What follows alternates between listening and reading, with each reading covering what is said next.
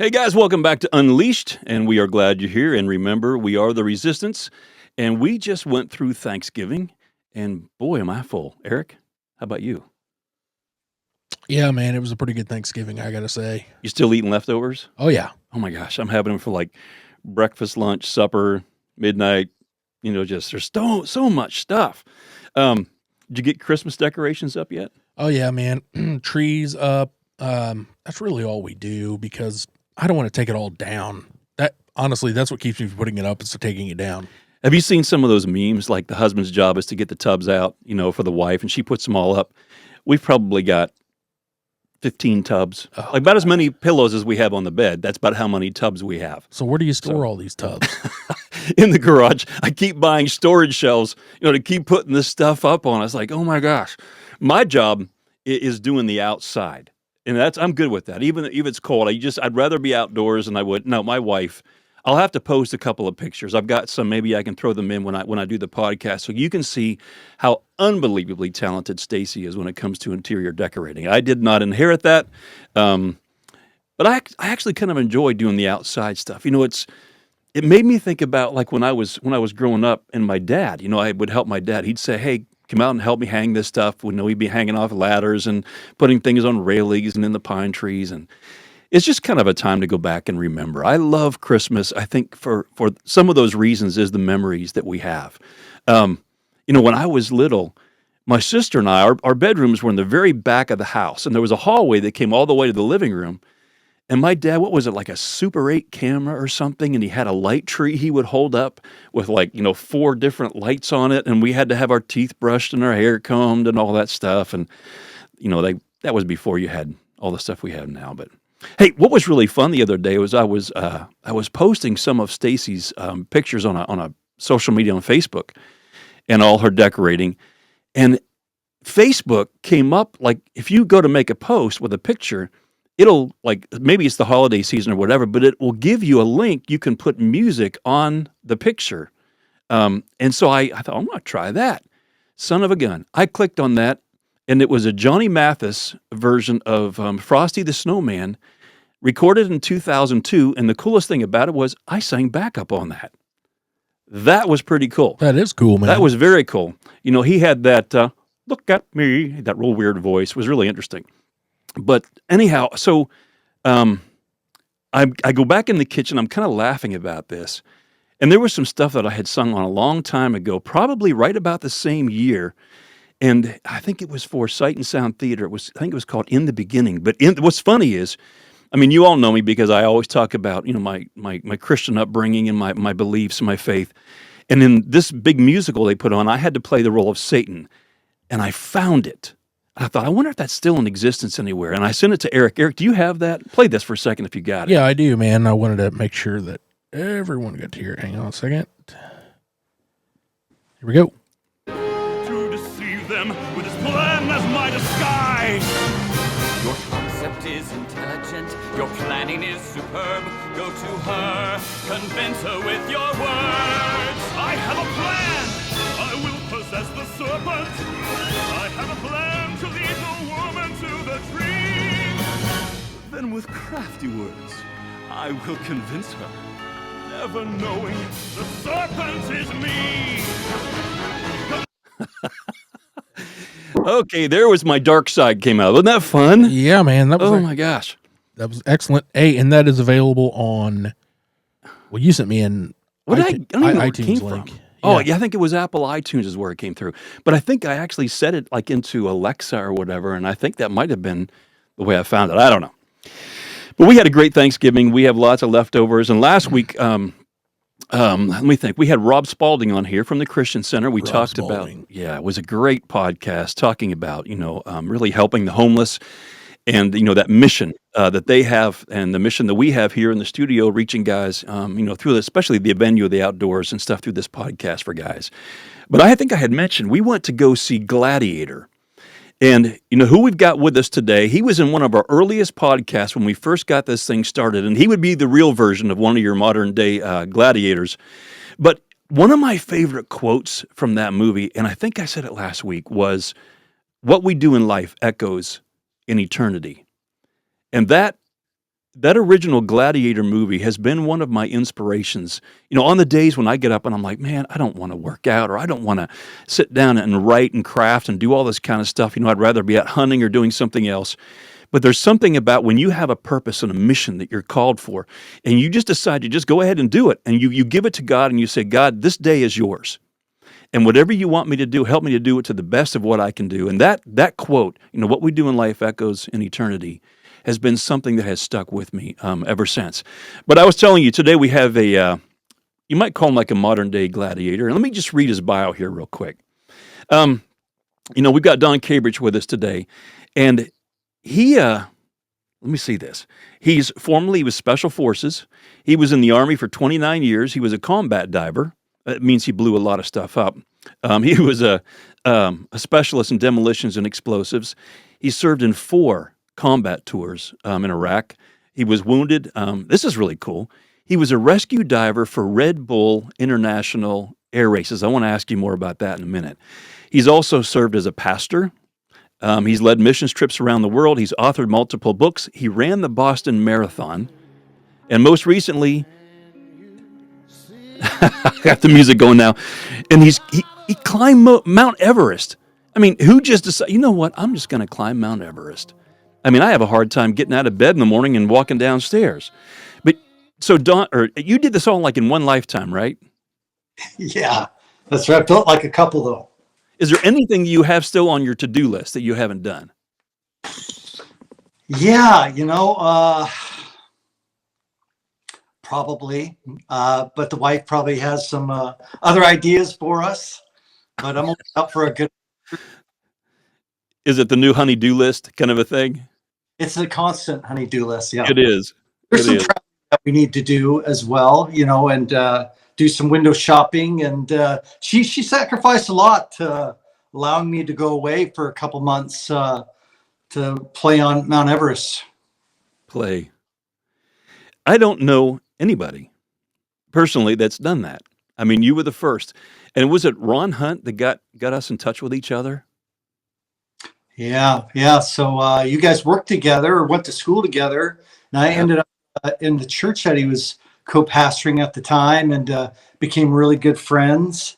And he's a kind of a guy that loves adventure too. He goes to Palm Desert, Death Valley every year and does ministry. So it was him and not anybody that went to Everest either. It really got frustrating. I hadn't met anybody. I didn't know anybody. And in fact, I bought recently this sticker or like a patch that I could put on a hat. And I'm like, why can't I find a patch? And this looks like it was made in somebody's garage on a their own sewing machine. And I got to thinking, I'm like, because nobody gets to wear it. There's maybe 600 or 700 that ever topped Everest, and some of those guys are dead. So what's the market really for a patch for Mount Everest for those that probably wouldn't want to wear it unless they did it? That is so cool. How many people do they say are still on the mountain that they've never found? Whether they're found or not, they know that there's 200, 250 that have passed away on that mountain. Mm-hmm. Wow.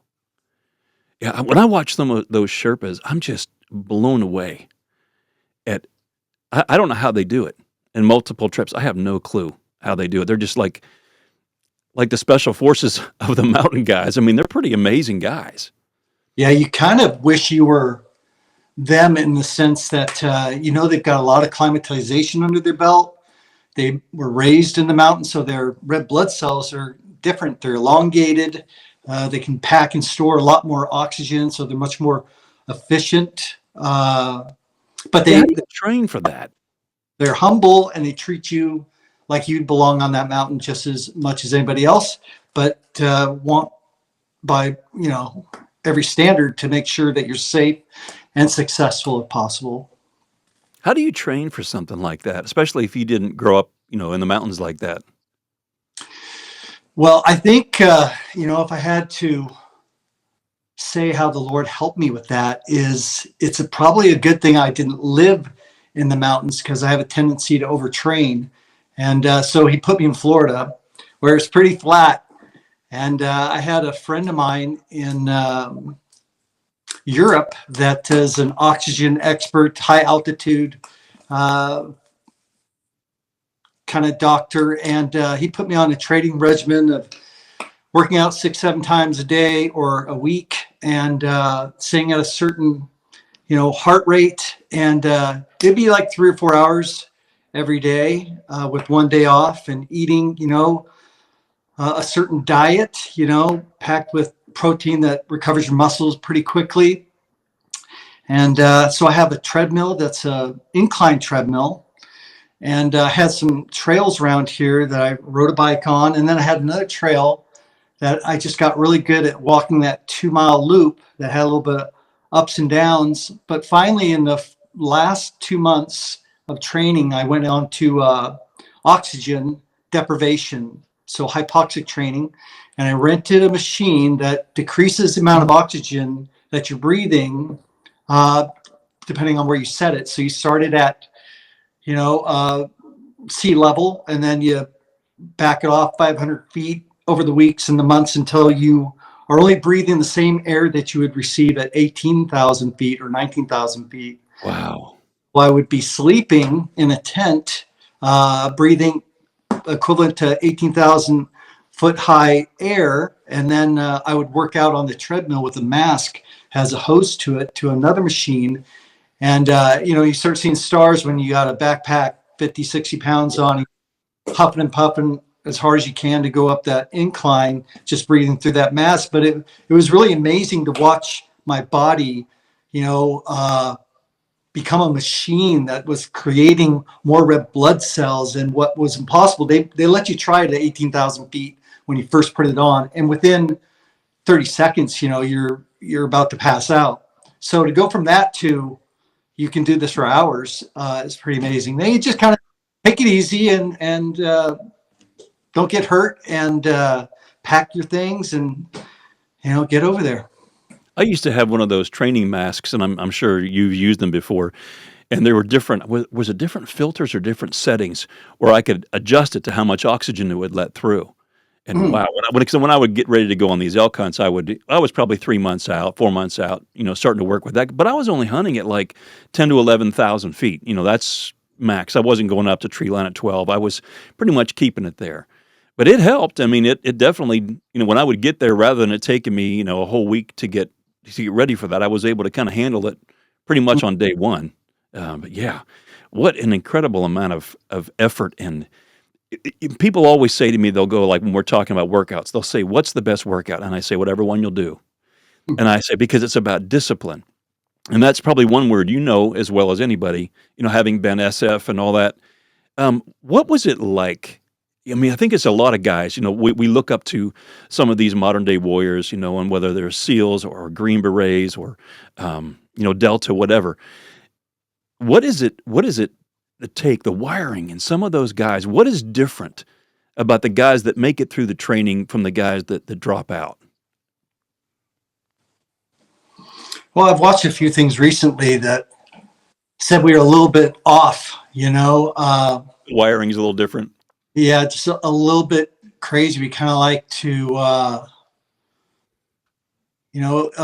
experience pain and pressure and adrenaline.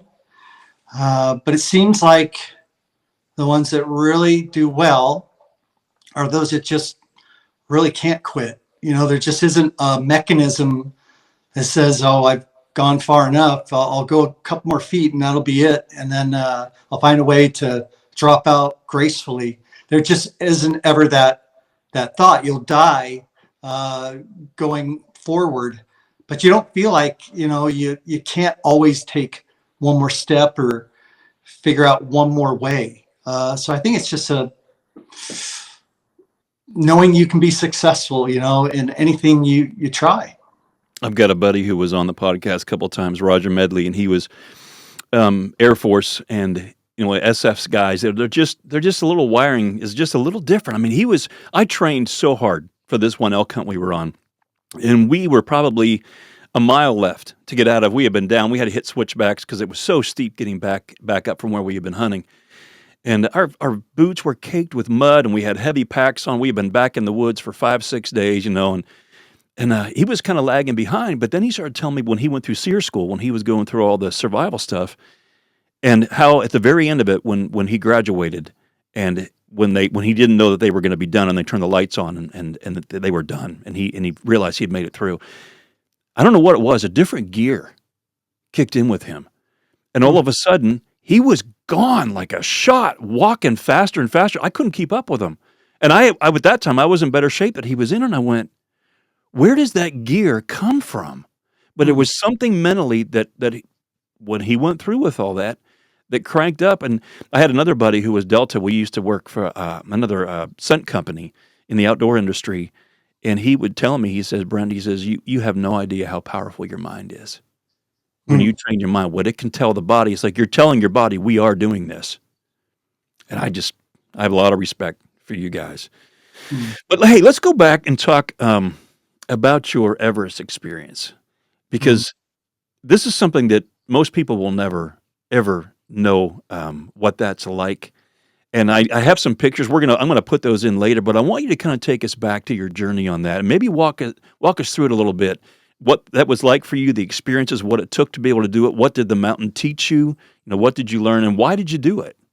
Yeah. Usually I will research something, whether it be military or whatever it is. And the more that I research it, the more I understand it, the more confident I'll become. And the job will be, feel like it'll be easier going forward. That wasn't really necessarily the case with Everest. I watched everything, I read everything, and it just got me more and more worried. It's just, there's so many pieces out there that, the year that I was there was the deadliest year ever. I ran into a couple bodies and saw lots of people being lifted down. So I really, really knew I was going into a very, very dangerous situation where, you can be a thrill seeker and then you can be a thrill seeker. And this was definitely going that place where, I could fall into one of those crevasses and just disappear, or one of those pieces of ice could just fall over in the ice fall like it did. It took out 16 Sherpas at one time a couple of years back. Or, worse, you just get so sick from altitude sickness, you just walk off the side of the mountain, or drift away unconscious like some did, just sleeping in camp and they wouldn't wake up.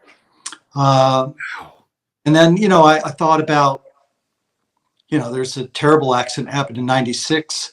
The book based on the bad expedition into thin air. So much misery took place, bad weather. So, I don't do well with cold hands and feet, and really concerned what to do about that. If it came to it, was I going to lose fingers and toes and ears and the nose? Everything. You're sort of on your own. You have to figure out how you're going to drink your water, how you're going to keep it from being frozen. They give you suggestions, but you're really on your own, picking out the kind of food you think and the energy you think you're going to need, the clothing, the sleeping bag. And what seemed like pretty expensive at the time when I got there, that $1,000 sleeping bag seemed like the best purchase because it got down to 25 below. And if you're lying in a tent for 14 hours waiting for the sun to come up, because you really can't be outside, you're not moving. You're just in that tent, in that sleeping bag. So I had to kind of get over all of that. And part of what we'll talk about today is kind of what I've used as a philosophy, a Christian, centric philosophy to get myself through things. At some point, you just got to do it, but I think what I noticed the difference of is that there's, a fear and a worry about doing something. And then if it's a fear and a worry, but you have peace, there's something, you want God to be with you and that he's backing and that he's going before you. And you don't know why you're doing it exactly, but he's part of the plan, then that makes it all the more easy to go into that possible darkness or fearful experience. So I went to really to honor some of my friends I lost in battle. And we had talked about going to Everest. We didn't have any experience. We were just special forces guys that if you're in good enough shape, we felt like we'd get on an expedition. Not really true. So it's pretty expensive. I found one of the less expensive outfits to go with. But the first time I went, I just wanted to go to base camp. And I tried walking up there in 2013, and I didn't make it 3 days, 12,000 feet, and couldn't breathe any longer. Wow. I realized how tall is Everest? 29,000. So you had 17,000 more feet to go yet. Yeah. Wow. Yeah. So I went to 12,000, had to come back down, and said I'm not going back. But the next year I found myself studying oxygen and altitude, and it's just a couple things I need to do. Hydrate, not try to go up too fast, respect altitude. And then next time I, went back and I made it to base camp, and I'm like, this is it. I've done it. And I said my speech for my friends, and I looked over the shoulder and saw, where the rest of it goes, and thought it looked pretty interesting, and started back down the hill. But something inside me said, I got to know what's on and over. If I can make it here, maybe I can make it to Camp 1 through the ice wall, or Camp 2 or Camp 3. You can pay to go to any of those levels. But by the time you're done figuring out, maybe I'll make it to Camp 1, 2, 3, or 4, like maybe I can make it to the top. So you end up just kind of talking yourself into doing it. So I didn't feel like my mission was totally complete until I did this. So I went back in 2023, trained for over a year. They say you got to be in the best shape of your life. I don't know that I was in the best shape of my life. I was 58 years old. And that goes against you. Most of the guys that I was with were in their 20s. I was probably the oldest guy there, giving them a run for their money. But, you get up to base camp where you've been, and you set up camp, and you're kind of there for a couple months, just acclimating, going back and forth, up and down different things, and eating a lot. And you have a tent that the Sherpa are, creating meals for you. And then you'll make a move up through the ice fall. And that was like a military operation. It was like 1 a.m., all your gear on, flashlight, headlight, backpack, walk 45 minutes down. Everyone's quiet, just on their way down to the ice fall. And then crampon point, you put on your crampons, and you're just looking straight ahead, and you just see a wall of ice going 30 feet up. And that's where you begin. Starting climbing ropes, and took 12 hours to get through that ice fall. I watched the sun go down. I watched the sun come up, and I didn't get into Camp 1 until 1 o'clock in the afternoon. So I didn't know where the time went, but it's just this maze of, and then the pictures you'll see, you're just dots in there. You can't really tell the size of the ice boulders, but they're huge. They're bigger than houses. So you're just in and out and going over these weird bridges and ladders that are all cockeyed. They're not straight, they're not perfect. And you just, after several hours, you kind of get used to being in the ice fall. You're just like, when am I going to be out of this thing? But you get to Camp 1 and you feel pretty good. And we got to Camp 2, which is sort of, you're in the valley, the high valley, and you still have some crevasses and you still have some climbing to do. But you get to 21,000 feet at Camp 2. You touch Camp 2 and then you come back down, and you leave and go down to 10,000 feet, and you sit for about a week in Namche Bazaar, as they call it. It has restaurants, and it's a high mountain town. And then, you're just kind of refreshing yourself and collecting new energy. And then we just helicoptered it back and forth. And then we got back up there and just waited for the right time. Now it's just, try not to go up there when there's a crowd, try to, time the weather right. And I was with David O'Brien, a really great mountain guide, British guy. He's been up several times, and he was just watching everything. And he said, we're doing it on the 23rd or 24th. We'll summit on 23rd or 24th. So we had to take off on the 21st of May.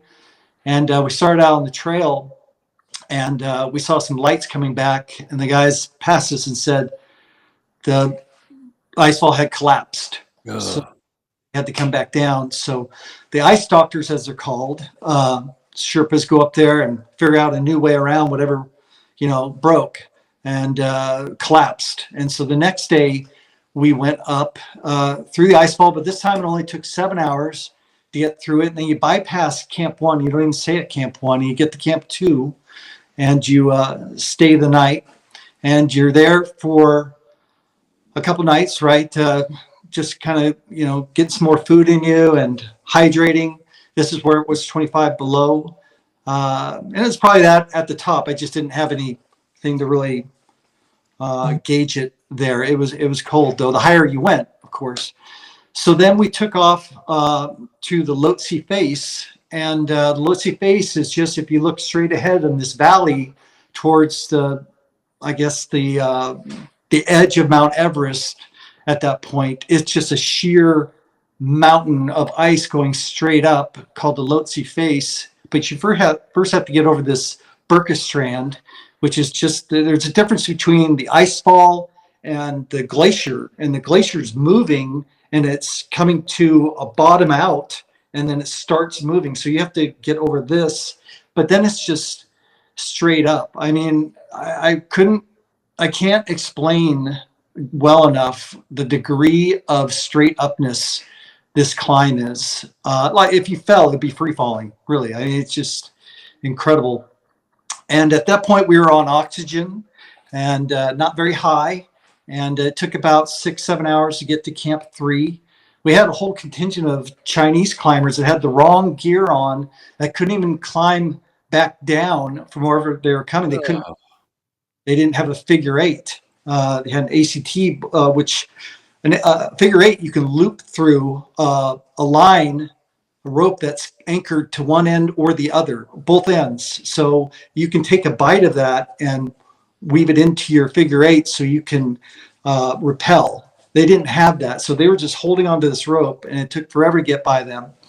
But we got up to Camp 3, stayed the night, and at about 9 o'clock the next morning, and that Camp 3 is just like it says that, or you see it. It's just on a precipice of sheer cliff where they've dug out some spots for some tents. I mean, if you rolled out of that tent, it would be game over. You feel like you should be tied in, actually.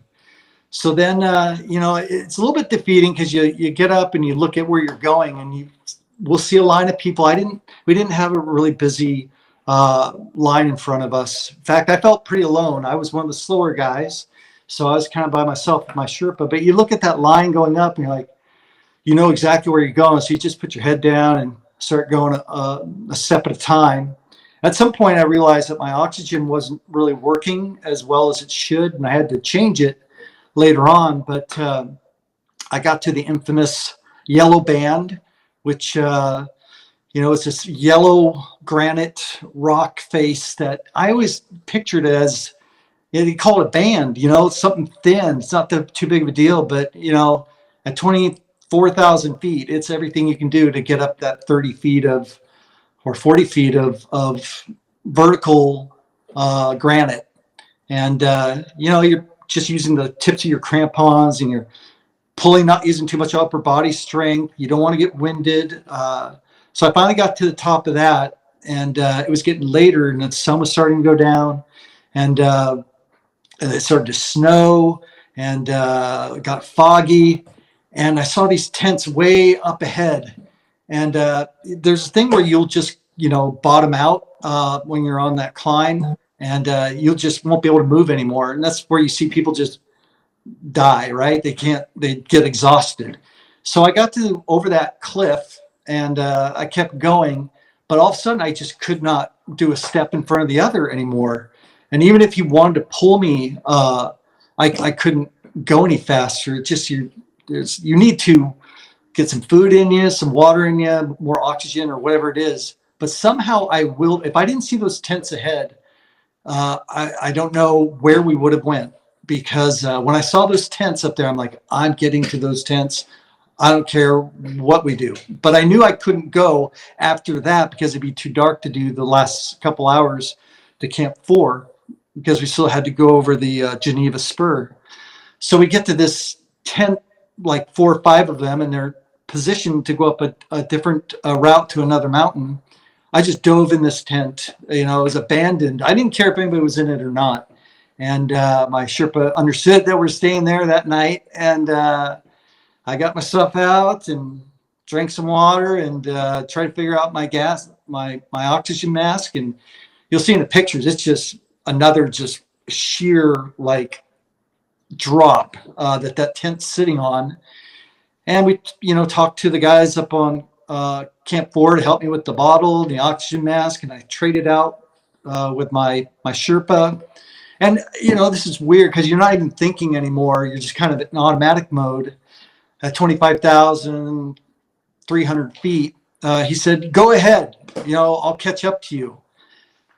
First of all, no one climbs alone, and here I am, never been on a mountain before in my life at 25,500 feet, going the last way myself up over the Geneva Spur, which is another, mountain climbing rope, crampons in the granite rock experience, and got around the corner. We finally top out and keep going.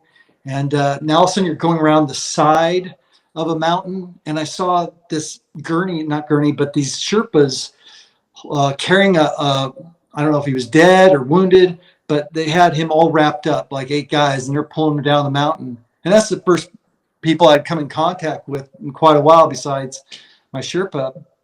And then behind him was one of my climbing partners going the other direction. And I said, where are you going, John? He goes, I'm done. I'm out. And we couldn't really talk about it. I have my mask on, he has his, and I just kept going. And I looked up and I'm like, where's Camp 4? And I thought it was way up there. And I turned around that corner and I could see all those tents. And that was always the place that gave me the most fear. Any videos you see of Camp 4, it just looks like unhospitable. You should not be there. It's a death zone. It's where the death zone is.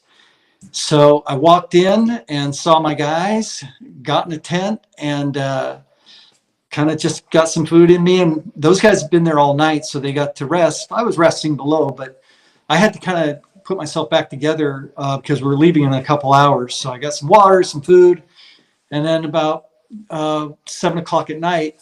And of course, you're looking at that route again. And you're going, how do you go up that? I mean, how do you go up that? And you just stop thinking about it. You just do it. And so you line up and you got your headlamps on and no one's really talking. And you got your mask on and you just start moving. I mean, one of the hardest things, just getting your crampons back on with your fingers frozen and, you do that. But then it becomes really dark and and I saw another body off to the right. And you kind of put that out of your mind and you keep going. And then the line kind of stopped. And then all of a sudden those guys were gone.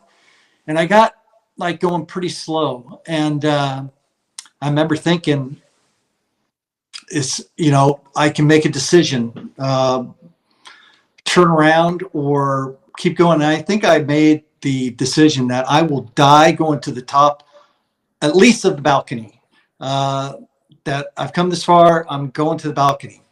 And so you just keep on going up. It's an ice shelf that you're going up.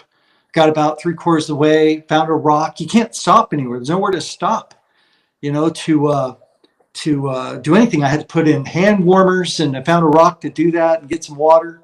My buddies that were with me, they came by because they started a little bit later, and they said, keep going, keep going. So they took off, and I kept going, and I finally reached the balcony. I remember looking up one last time going, how could it be any steeper? It just gets steeper. And it's still dark, and I made it to the balcony and just crawled up on top and got some water out that was semi-frozen and a Snickers bar and ate that and changed out an oxygen bottle. And then all of a sudden I noticed the sun was coming up and I was like, where did all the hours go? I mean, had I really been going up 9 hours just to get to that, which should take 4 or 5 hours, by the way. So I took a little break and then started out on the balcony. Now it's semi-flat, kind of nice, you know. And all of a sudden, the view is just all of a sudden coming about. I'm at 27,000 feet, looking at the rest of the world below me. And there was a body on the left, face down, had ice crystals on it, didn't see any air coming out, and kept going. And then it starts going up again, and now the sun's getting a little bit brighter, and it's just kind of straight up. And I'm like, I'm going to make it. I've got this. And, I felt like I had extra, because I don't think my bottle lasted all 9 hours to get to the balcony. They only last 6 hours on a 3 level, and it only goes to 4. And a 4 would only last like 4 or 5 hours. So I took 9 hours. So I probably ran out at about 7 or 8. But that new oxygen gave me a new burst of energy.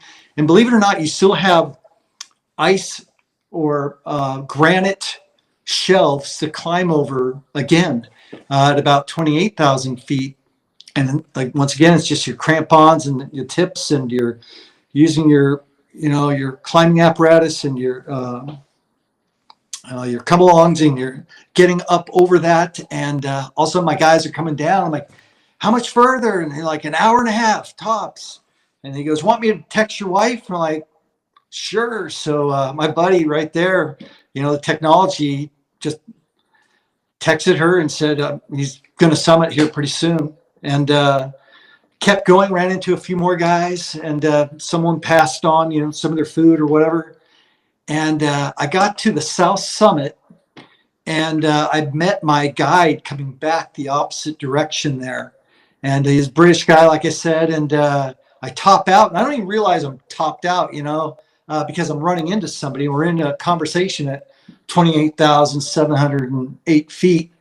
And I really don't feel that bad. I'm tired. I've been climbing for 12 hours. You shouldn't be going one direction for 12 hours. I mean, most companies will turn you around if you're going that slow, because you just can't. But he said, how's your power? I'm like, well, David, it's not all that great. I didn't get that much rest at Camp 4, and I'm not sure what's going on with me now, but he goes, well, it's another 3 hours. And I said, the guys just told me an hour and a half, but he was doing, what he's supposed to do. And, sometimes you have a hard time turning people around. And, I can't think all that clear at that altitude. And I'm like, 3 hours. So I said, I've got to go up and look. And I, just topped out a little bit higher on the South Summit. And I saw this flat piece that just goes to, the proper summit, another 100 meters higher. A stone's throw away. It's got that famous bit of, the Cornice Ridge, and it's kind of a little path along the side of the mountain there. And then you got the Hillary Step, which really isn't the Hillary Step anymore. It's just a snow little walk up, and you're there. And I'm looking at it, and I see some people, and looking at how fast they're going, but it didn't dawn on me, at that altitude, to go, well, maybe I could just go this far and then see how I feel. But, in looking at David, I didn't think he looked all that great, to tell you the truth. I know he didn't want to wait for 3 hours. And I knew that I would still be going 13 and a half, 14 hours by the time I got to the other summit. So, and I knew I could do it. That was the thing. It was like, I've done this. That's the flat part. I got it. So we made, and I did pretty good. So we turned around, and they say it's harder going down than going up, which it was. And it's like doing, lunges all the way down, and use a lot of strength to pull, ropes out of the snow, because they're really taut between the two connection points, and trying to put a wrap in there, and then just sliding on the rope going down. It took 7 or 8 hours to get back down to Camp 4. And then I got exhausted to the point I couldn't walk again, but I was 100, 200 meters away from camp. And it's just frustrating. It's just like one step at a time. And David went ahead and walked in, and I eventually got there. And the other guys, a couple hours later, went down to Camp 2. David and I decided to stay the night at Camp 4. So now we're going to be in the death zone for 48 hours.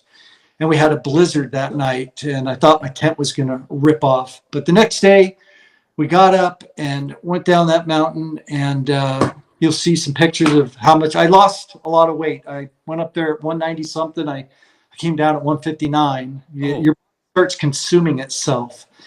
But it was a great celebration getting back into Kathmandu and seeing all the guys. And I've got the memories, I got the pictures. And, you know, from not knowing anybody that's ever climbed Everest, now I have a lot of friends that have. And I can tell a lot of people my story. You know, when you were talking about coming down is harder than the going up, you know, I've done some backpacking. I mean, I've done quite a bit. I've never done that. But I do know this: whenever I be going up, like you say, it's not the beating going up, but coming down, my knees were just like I could hardly stand up. When you're coming down at a steep angle for so long, and the tips of my toes would be so blistered, I'd have to stop and medicate them and put moleskin extra things in there to kind of wrap them with and protect them. And I would get down. It's amazing how quickly the body can recover, though. I mean, for that, when you first get down, you're just like, I don't think I could do anything right now. 24 hours later, your body's going, okay, maybe 48, you're good. But for the first 24 hours, your body is taking care of itself. But I can't imagine doing that kind of stuff. Last night, Stacy and I, we were watching, I don't know if you're like this, we go to watch like a Netflix or Amazon Prime or something, trying to find a movie. That's like my adventure lately. When hunting season's kind of like wound down, it's like trying to find a movie, right? So I'm scrolling and she's like, can we just find something to watch? And I'm like, yeah, but it's got to be good. I don't want to get it, get some 2-star. Anyhow, I had seen this title before. I think it's called 127 Hours. Have you seen this? I think it was back in what year was it? 2003 or something. There was a guy out in the desert, and he did a lot of guiding back there, but a lot of these canyons, he was going down through, and there was a place where there was a big crack went down through, and he was going down in, and he tested one of the boulders with his foot before he went down in to climb down into the bottom, and the boulder gave way, and he fell with the boulder, and the boulder, when he landed, trapped his arm against the wall. Do you remember this story now? Oh, and he ended up having to, he was, I forget how many days, 127 hours, it'd be like almost 5 days, or was, and he literally had to take a tourniquet, tie it on his arm, and then he literally cut his arm off to be able to make it out alive. But when you see the resilience of people that go, you know what, I'm going to do this. You and I were talking on the phone a couple weeks ago, and you said something that was almost like what the Nike thing was, but I don't know whether yours was before theirs or was just, but it was, what was it? Just do it? Just do it is Nike, and mine is just doing it. Tell me about that, because when you were telling me, it was pretty powerful. Yeah. The Lord gave me this when I was a brand new Christian, when I was 23 years old. It says, just don't merely listen to the word, but do it. If you don't, it's like looking at your mirror, looking at yourself in a mirror and forgetting what you look like. And you can go all kinds of directions with where to take that and what it means. But in the end, it says, but the person that looks and clearly sees themselves and just does it is the one that will be blessed. And I was like, yeah, just do it. It was like so many things in my life. I was afraid of failure, afraid to try anything. And I talked myself out of so many things. And I've been disappointed in my life that, there's opportunities that I have to minister. And I turn and go the other direction. And but more often than not, those words, just doing it. And I've made a whole webpage called Just Doing It Life, that I use that philosophy, that ministry, that verse for my life, because if I'm willing and I'm surrendered, then God can use me, even if I'm afraid to move forward and I'm not sure what will happen. But like I said, when we first began, the difference is you're going to do it in your own power and you don't feel God's presence or peace. And that should tell you, don't try to do that. Most times it doesn't work out, or maybe it will, but you won't have joy doing it. But then there's things that you can do that if the Lord is behind you and he's helping you, then those just doing it words are needed to just take that little step like Gideon did to get on board with where God is going, what he's doing. Yeah, you and I were talking about this today. I was picking up my youngest from school, and we were talking about Gideon. You were telling me the story and about, he doesn't think he has what it takes, and God takes these 300 guys and goes in and says, you know what, my ways are not your ways, and I'm going to make this happen. You and I were talking, and I want to kind of start to wrap things down a little bit here, but when we were talking, God has led you on some amazing journeys from the military, to doing the kind of stuff, the Boston Marathon, all these other things, missions trips, all this stuff around the world. And I keep coming back to that what we do in this life echoes in eternity. And I think about it, for men, as we get older, we want to make sure that we have lived our life well, that we finish well. And as you and I were talking about this, she said, God's, he's taken you on some different paths. You've been on staff and in ministry and doing things. You said, but I feel like God's kind of doing something a little different right now because he's given you a real passion to be able to reach, especially the hearts of men. And as you and I were talking about this, we're looking for that peace. And even like within politics, you were saying, there's some people that were looking at you possibly saying, hey, you need to get involved in politics. And as our conversation, was going on, there's a lot of people that have a lot of ideas because they can see things within us. They go, you know what? You're really good at this. You really bless people with that. I see a real strength in you with this. And we talked about Gideon with the fleece and doing things, about testing things. And one of the things that I always talk on here is about how do we know if I'm really hearing the voice of God? Is this God telling me this is what I'm supposed to be doing? And we always can tell when the voice of God is involved because when we look at the thought, here's the thought that I've got before me. Should I be doing this? And then we look at the emotion. What is the emotion that is creating within me?